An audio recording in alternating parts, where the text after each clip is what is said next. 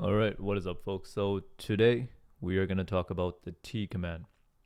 This is an extremely simple command, which took me a long time to understand.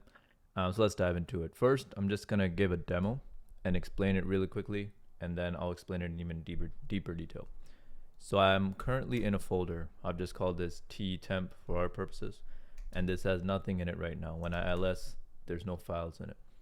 Now, all the T command does is it outputs to your terminal while also saving to a file. What do I mean by that? Well, look at this. If I do echo hello world, if I just do that, what happens? It prints out hello world, but it hasn't been saved to any file, right? Now, if I do echo hello world again, but this time I use this angle bracket, which basically tells us to take the output and put it where I'm gonna point it to, and I point it to a file. Let's just call it test. Notice that nothing printed to the terminal, but if I ls, there's a file called test, and I can cat it, and it says hello world.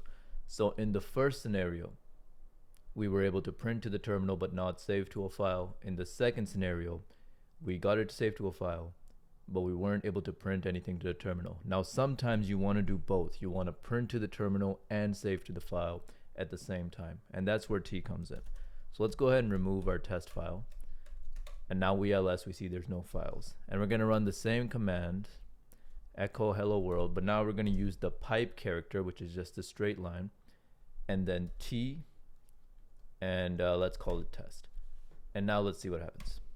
Okay, it printed out to the terminal, and we also have a file called test. We cat that out, and it says hello world. So again, that's all T does. The T command basically takes what would be printed, prints it out, and also saves it to whatever file you'd like to save it to. Now, just to really drive this point home, let me show you where exactly this comes from. Like, why is it called T? At least I think, anyway. Maybe I'm wrong. But you see, this is going down and also to the right. So similar to the command, it goes to the right. It's basically, now we have bi-direction. We don't have one direction anymore. We have bi-direction. One direction is to the terminal. One direction is to the file we're saving. So we're saying, hey, we want it to go to the file, which is to the right. We've specified that. And we also want it to show up below in our terminal. You see T. That's all it is.